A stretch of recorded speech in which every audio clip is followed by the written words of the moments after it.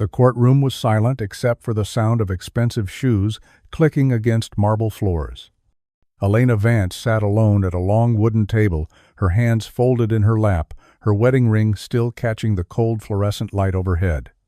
Across the aisle, her husband Jackson leaned back in his chair with a smile that didn't reach his eyes.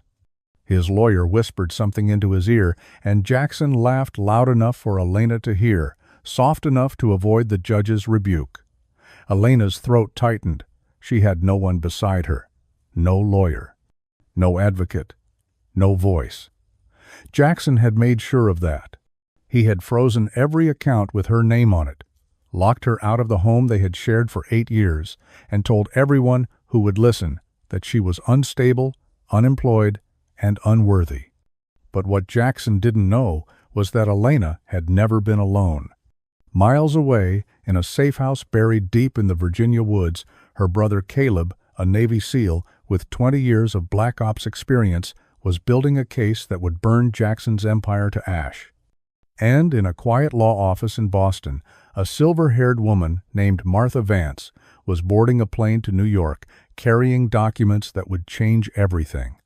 This is the story of a woman who was mocked, stripped of everything, and left to stand in front of a judge with nothing but the truth. And the story of the family that rose from the shadows to make sure the truth was all she needed. Before we begin, tell us where you are watching from. And if this story touches your heart, please subscribe for more. The Manhattan family courthouse stood like a fortress of gray stone and glass, towering over the streets below with the weight of 1,000 broken promises. Inside, the air was stale and cold, recycled through vents that hummed with a mechanical indifference. Courtroom 6B was located on the 3rd floor, down a hallway lined with wooden benches, where people waited with hollow eyes and trembling hands. Some clutched tissues. Others stared at their phones, searching for answers that wouldn't come. Elena had walked that hallway 3 times in the past 2 weeks, and each time she had felt smaller. Today was different. Today was the final hearing. The judge, a stern woman in her late 60s, named Honorable Margaret Calloway, sat elevated behind a massive bench, her reading glasses perched on the bridge of her nose as she reviewed the case files in front of her. She had seen hundreds of divorce cases in her career. Thousands, maybe. Most of them ended the same way. One party hurt, the other vindicated, and both walking away with scars that would never fully heal. But there was something about this case that unsettled her. She couldn't put her finger on it yet. Elena Vance sat at the respondent's table, her back straight, her hands resting gently on the surface in front of her. She wore a simple navy blue dress, one of the few pieces of clothing she had managed to take with her when Jackson changed the locks. Her dark hair was pulled back into a low bun, and though her face was pale, her eyes were steady. She had been taught long ago, by a mother she barely remembered, that composure was a weapon. Even when the world was collapsing around you, if you could hold your spine straight and your gaze level, you could survive. Across the aisle, Jackson Hale sat like a man who had already won. Jackson was 43 years old, tall and broad-shouldered, with the kind of polished appearance that came from personal trainers, tailored suits, and a life built on other people's money. His hair was slicked back with precision, his cufflinks gleamed gold, and his smile was sharp as a blade. Beside him sat his attorney, Leonard Graves, a man whose reputation in Manhattan family court was built on ruthlessness and results. Graves was known for destroying opponents who couldn't afford to fight back. And Elena, with no lawyer and no funds, was exactly the kind of target he preferred. Jackson leaned toward Graves and whispered something. Graves smirked. Elena didn't need to hear the words to know they were about her. Judge Calloway looked up from her papers and cleared her throat. "This is the matter of Vance versus Hale," she said, her voice carrying the weight of authority. "We are here today for the final hearing regarding dissolution of marriage, division of assets, and contested ownership of property and one canine." She glanced down at the file with a faint crease in her brow. A German shepherd named Ranger. Elena's chest tightened at the sound of the name. Ranger, her dog. her companion. The only living thing that had stayed loyal to her when everything else had been stripped away. Jackson's lawyer stood, buttoning his jacket with theatrical precision. "Your Honor," Graves began, his voice smooth and practiced, "my client, Mr. Jackson Hale, has been more than generous throughout these proceedings. He has offered Mrs. Vance a settlement that includes temporary housing assistance and a modest financial package.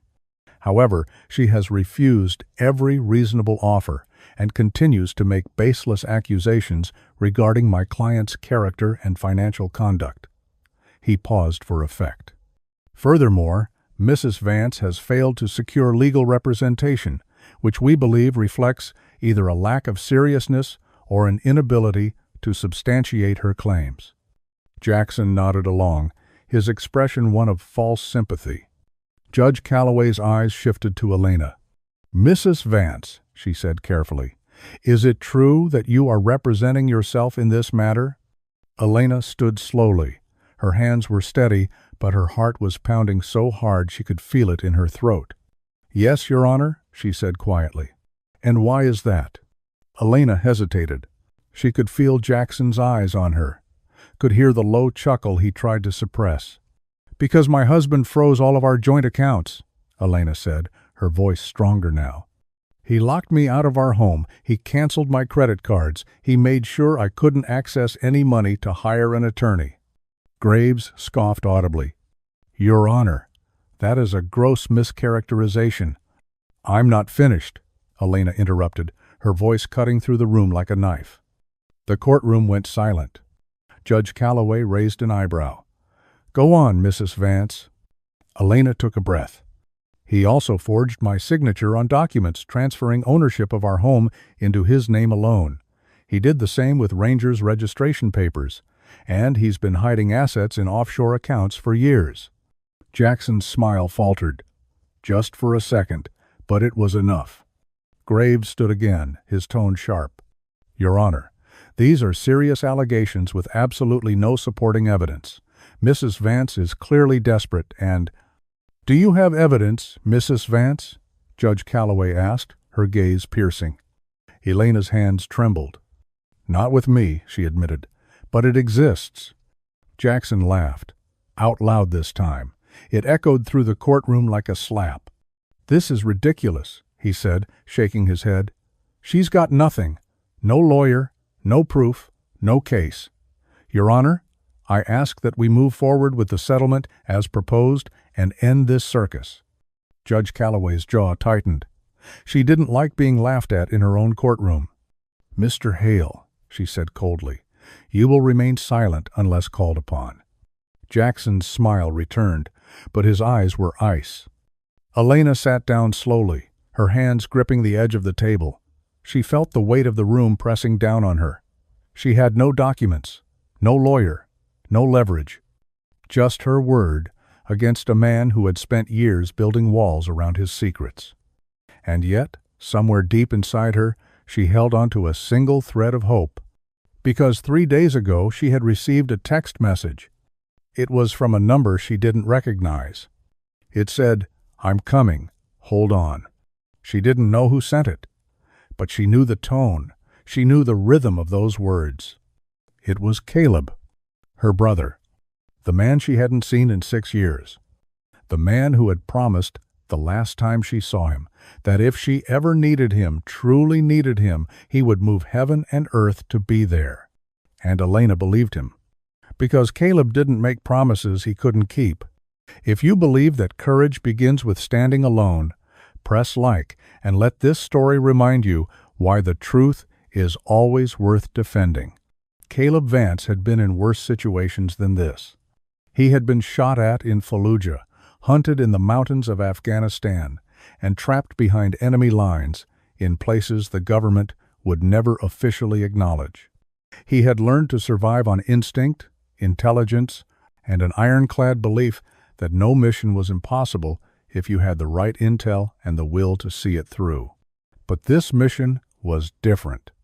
This mission was personal. Caleb sat in a dimly lit room in a rented safe house just outside Arlington, Virginia. The walls were bare except for a corkboard covered in photographs, documents, and strings of red yarn connecting names, dates, and bank account numbers. His laptop was open in front of him, the screen glowing with spreadsheets and encrypted files. Beside the laptop was a burner phone, a half-empty cup of black coffee, and a photograph of Elena from 10 years ago, smiling, healthy, whole. He hadn't seen that version of his sister in a long time. Caleb was 39 years old, lean and scarred, with close-cropped dark hair and eyes that carried the weight of too many nights without sleep. He had left home at 18 to join the Navy, and he had spent the next 2 decades becoming one of the most decorated SEALs in his unit. He didn't talk about the missions. He didn't talk about the things he had seen. But anyone who looked at him could tell he was a man who had walked through fire and come out the other side. When Elena called him 6 months ago, her voice shaking and broken, Caleb knew exactly what he had to do. She told him everything. About Jackson's cruelty, about the manipulation, about how he had slowly isolated her from friends, from work, from family, about how he had convinced her that she was worthless, that no one would believe her, that leaving him would be the end of her life. And then she told him about Ranger. Ranger was a 4-year-old German Shepherd that Elena had adopted from a rescue organization 3 years ago. He had been her constant companion, her protector, her reason to get out of bed on the days when Jackson's words cut too deep. Ranger slept beside her bed. He walked with her through Central Park. He sat with her on the couch when she cried. And Jackson hated him. Not because Ranger was aggressive or difficult, but because Ranger was loyal to Elena, and Jackson couldn't stand anything that loved her more than it feared him. So when Elena finally left, Jackson made sure she couldn't take Ranger with her. He changed the locks. He transferred Ranger's registration into his name alone. He told Elena that if she tried to take the dog, he would have her arrested for theft. And then he sent her a video. In the video, Ranger was locked in a kennel in the basement of their home. The kennel was too small. The dog was whining, and Jackson's voice could be heard off camera saying, "This is what happens when you don't know your place." Elena had sobbed on the phone when she told Caleb about the video, and Caleb had made a promise. "I'll get him back," Caleb had said. "I'll get everything back," and he had meant it. For the past 6 months, Caleb had been working in the shadows. He had used every skill the Navy had taught him, surveillance, intelligence gathering, digital infiltration, to dig into Jackson Hale's life. And what he found was worse than he had imagined. Jackson wasn't just a bad husband. He was a criminal. Caleb had traced Jackson's finances through shell companies in the Cayman Islands, Luxembourg, and Singapore. He had found evidence of tax evasion, money laundering, and fraudulent business dealings that stretched back nearly a decade. He had discovered that Jackson had been siphoning money from his own company, an investment firm that managed millions of dollars for unsuspecting clients, and funneling it into secret accounts. And he had found the forged documents. The deed to the house, the registration papers for Ranger, even Elena's signature on a prenuptial agreement she had never seen, let alone signed. Caleb had compiled everything into a dossier. Bank statements, emails, recorded phone calls, testimonies from former employees who had been silenced with NDAs and payoffs. It was enough to bury Jackson, but Caleb knew that evidence alone wouldn't be enough. Elena needed someone who could walk into that courtroom and make the judge listen. She needed a lawyer, not just any lawyer. She needed the best. And Caleb knew exactly who that was. He picked up his phone and dialed a number he hadn't called in 15 years. It rang twice. Then a voice answered. Calm, strong, familiar. "This is Martha Vance." Caleb closed his eyes. "Mom," he said quietly, "it's me." There was a long silence on the other end. Then softly, "Caleb." "I need your help," he said. "Elena needs your help." Another silence. "Tell me everything," Martha said. And Caleb did. If you stand with those who've been silenced, drop a comment below with one word: justice. Martha Vance had built her career on impossible cases. She was 62 years old, silver-haired and sharp-eyed, with a reputation that stretched from Boston to Washington, D.C. She had argued in front of the Supreme Court. She had taken down corrupt politicians, predatory corporations, and men who thought they were untouchable. She didn't lose often. And when she did, it was only because the system had failed, not because she had. But 15 years ago, Martha had made a choice that cost her everything. She had been offered the case of a lifetime, a class action lawsuit against a pharmaceutical company that had knowingly sold a drug that caused birth defects. The case would take years. It would consume her life, and it would mean being away from her family. Her husband had supported her. Her son, Caleb, had been old enough to understand. But her daughter, Elena, had been only 12 years old. And Martha had missed everything. She had missed school plays, birthdays, the quiet moments when a daughter needed her mother most. By the time the case was over, by the time Martha had won a verdict that changed federal drug policy and saved countless lives, Elena was 18, and she was gone. Not physically, but emotionally. Elena had grown up believing that her mother valued her career more than her children, that winning cases mattered more than being present. And when Elena met Jackson Hale in college, a charming, confident man who promised to never leave her side, she had fallen for him completely. Martha had seen through Jackson immediately. She had warned Elena. She had begged her not to marry him, and Elena had cut her off. They hadn't spoken in over 10 years, until Caleb called. Now, as Martha sat in a first-class seat on a flight from Boston to New York, she reviewed the files Caleb had sent her. Her reading glasses rested on her nose, her expression unreadable. The evidence was overwhelming. Jackson Hale was a monster, and her daughter had been suffering in silence for years. Martha's hands tightened on the papers. She had failed Elena once. She wouldn't fail her again. When the plane landed at JFK, Martha didn't go to a hotel. She went straight to the courthouse. She wore a charcoal gray suit, her silver hair swept back in an elegant twist, her leather briefcase monogrammed with her initials. She walked through the courthouse doors like a woman who owned the building. Because in a way, she did.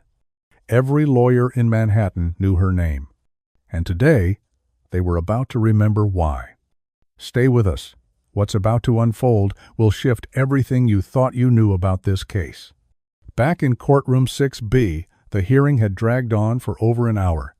Jackson's lawyer had presented his case with smooth efficiency. He had painted Elena as unstable, financially irresponsible, and unwilling to cooperate. He had submitted affidavits from Jackson's colleagues praising his character. He had even brought in a veterinarian who testified that Ranger was better cared for in Jackson's custody. Elena had sat through it all in silence, her hands folded, her eyes fixed on the table in front of her. Judge Calloway had listened with a furrowed brow, occasionally jotting notes, but her expression remained neutral. Now, Graves stood for his closing argument. "Your Honor," he said, his voice dripping with false sincerity, "my client has been nothing but patient and generous throughout this process. Mrs. Vance has made wild accusations without a shred of proof. She has refused reasonable settlements, and she has wasted this court's time with baseless claims of fraud and abuse." He paused. "We ask that you grant Mr. Hale full ownership of the marital home, the dog, and all jointly held assets. Mrs. Vance can walk away with the settlement we've offered. It's more than fair." Jackson nodded, his arms crossed, his smile smug. Judge Calloway turned to Elena. "Mrs. Vance," she said slowly, "do you have anything to say in your defense?" Elena stood. Her voice was quiet, but steady. "I know I don't have a lawyer," she said. "I know I don't have proof in front of you right now. But everything I've said is true. Jackson has stolen from me. He's lied to this court. And he's holding my dog hostage to punish me for leaving." Her voice cracked. "I don't have much left, but I'm asking you, begging you to please give me a chance to prove it." Jackson laughed again, louder this time. "This is pathetic," he said, shaking his head. "She's got nothing." Judge Calloway shot him a glare that could have frozen fire. "Mr. Hale, I will hold you in contempt if you speak out of turn one more time."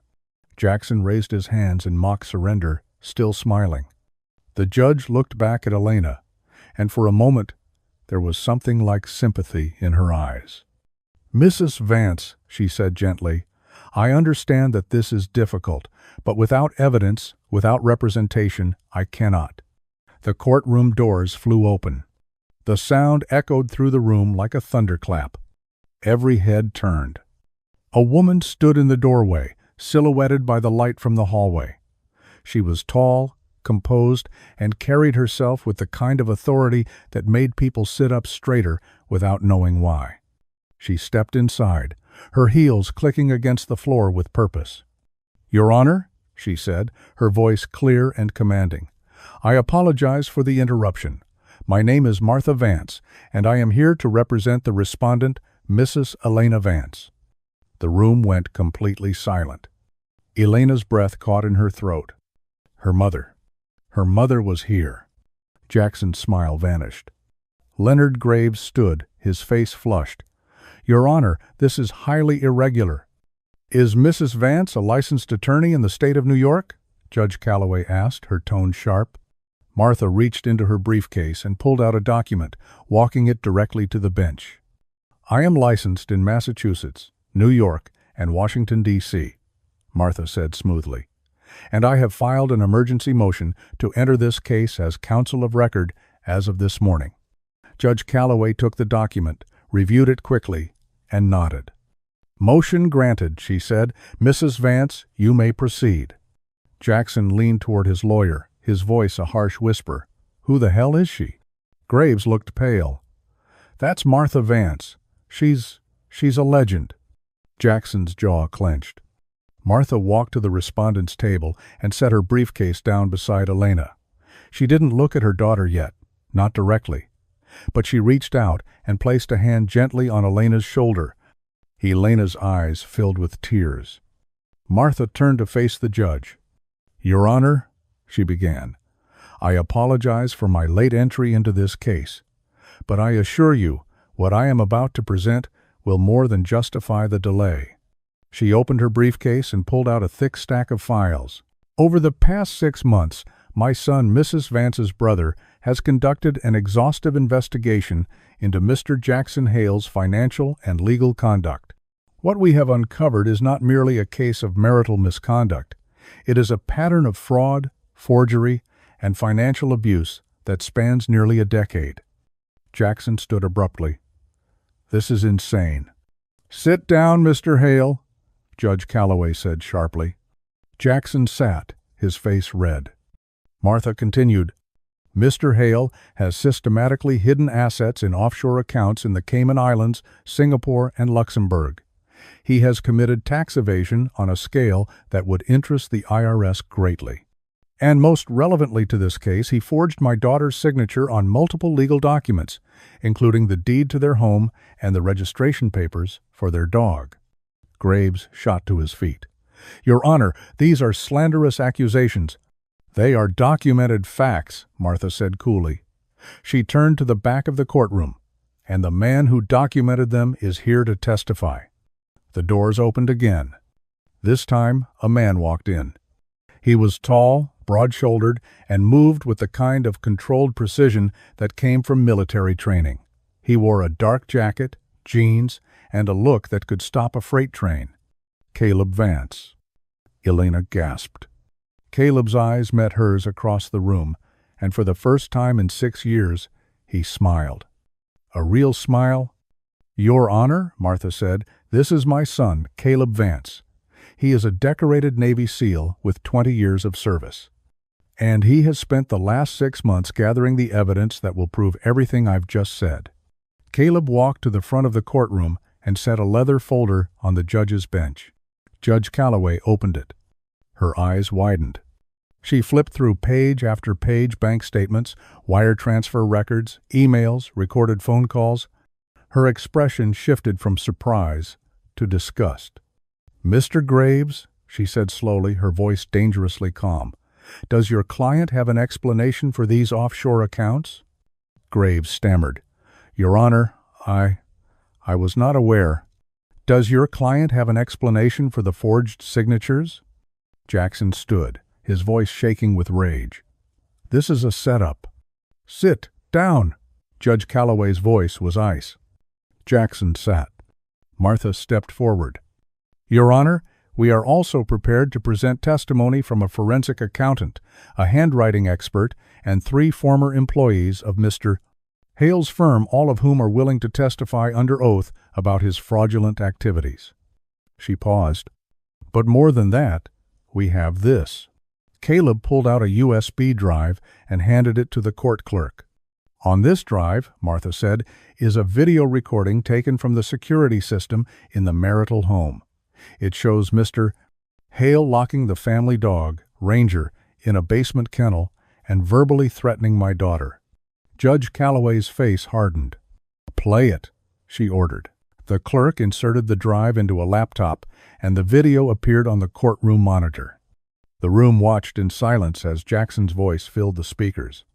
"This is what happens when you don't know your place." Ranger whined in the background, trapped and afraid. Elena covered her mouth, tears streaming down her face. When the video ended, Judge Calloway removed her glasses and set them on the bench. She looked at Jackson with an expression of pure contempt. "Mr. Hale," she said quietly, "I have presided over this court for 23 years. I have seen liars, cheats, and abusers, but you, sir, are among the worst." Jackson opened his mouth to speak, but no words came out. "I am ordering an immediate freeze on all of your accounts pending a full investigation by the district attorney's office. I am awarding full ownership of the marital home to Mrs. Elena Vance. I am awarding full custody of the dog, Ranger, to Mrs. Vance. And I am issuing a restraining order preventing you from coming within 500 feet of my client." She paused. "Furthermore, I am referring this case to the U.S. Attorney for possible federal charges related to fraud and money laundering." She slammed her gavel. "This case is closed." The courtroom erupted. Jackson's lawyer grabbed his arm, pulling him toward the exit as reporters swarmed, but Jackson turned back, his eyes locked on Elena. "This isn't over," he snarled. Caleb stepped in front of him, blocking his path. "Yeah," Caleb said quietly, his voice deadly calm. "It is."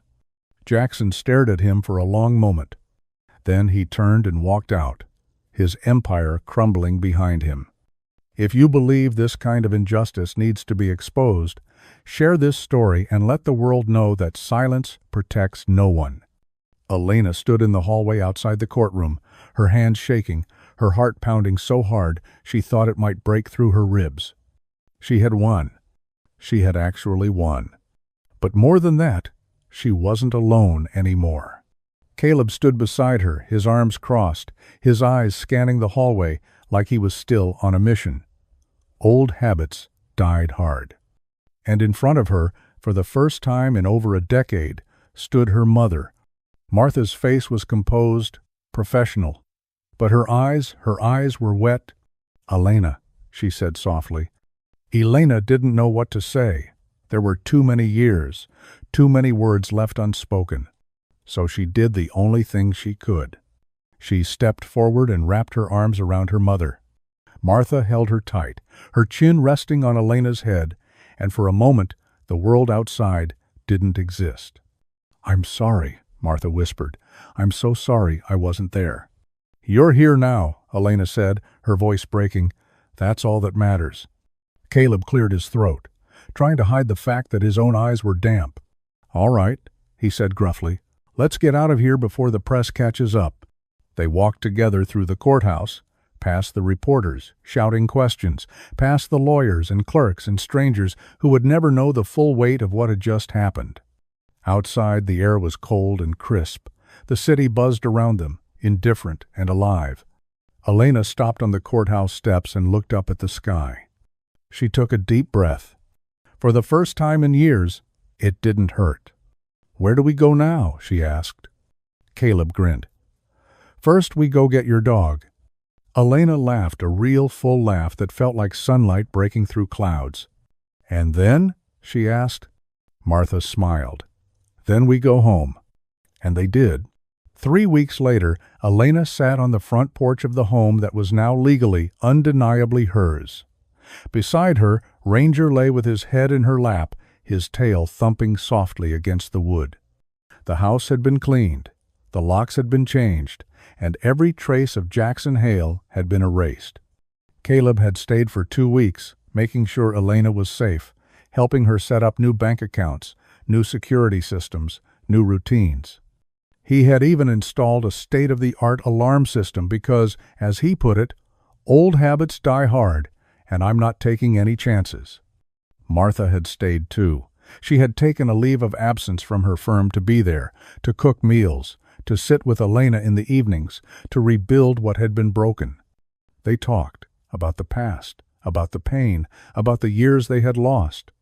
And slowly, carefully, they began to heal. One evening, as the sun set over the city, Martha sat beside Elena on the porch. "You know," Martha said quietly, "I spent my whole life fighting for people I didn't know, winning cases, changing laws, and I told myself it mattered." She paused. "But I missed the person who mattered most." Elena reached over and took her mother's hand. "You're here now," she said again, "and that's enough." Martha squeezed her hand. "I won't miss anything else," she promised. Elena believed her, because some promises, once broken, are rebuilt stronger than before. Jackson Hale was arrested 4 weeks after the trial. Federal agents raided his office, seized his accounts, and charged him with wire fraud, tax evasion, and money laundering. His face was plastered across the news. His firm collapsed. His reputation was destroyed. He would spend the next several years in prison, and Elena would never see him again. She didn't need to, because she had already won the only victory that mattered. She had her life back. She had her home. She had her dog. And she had her family.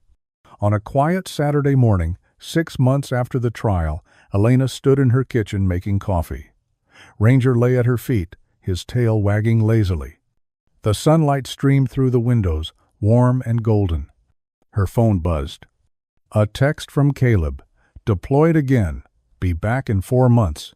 Stay safe. Love you." She smiled and typed back, "Love you too. Come home safe." Another text, this time from her mother. "Dinner tonight? I'm making your favorite." Elena's chest tightened, but this time it was with warmth. "I'll be there," she replied. She set the phone down and looked around her home. It was quiet, peaceful, hers. She had been stripped of everything, mocked, belittled, left to stand alone in a courtroom with nothing but the truth. But the truth had been enough, because she had never been alone. Not really. Her brother had been watching from the shadows. Her mother had been waiting for the call. And when the moment came, they had risen together and torn down the walls that had been built to cage her. Elena walked to the window and looked out at the street. Somewhere out there, people were fighting their own battles, standing in their own courtrooms, facing their own Jacksons. And she hoped, no, she believed that they would find their own Calebs, their own Marthas. Because no one should have to fight alone, and no one is ever too lost to be found. If this story touched your heart, share it with someone who believes that faith still lives in ordinary days. Leave a comment about the blessings you've witnessed in your own life. And subscribe for more stories that remind us we are never too lost to be found again. May God bless you, keep you warm in your winters, and fill your home with the quiet, steady light of hope. What was the moment in your life when someone showed up for you when you needed them most? Share your story below. We'd love to hear it.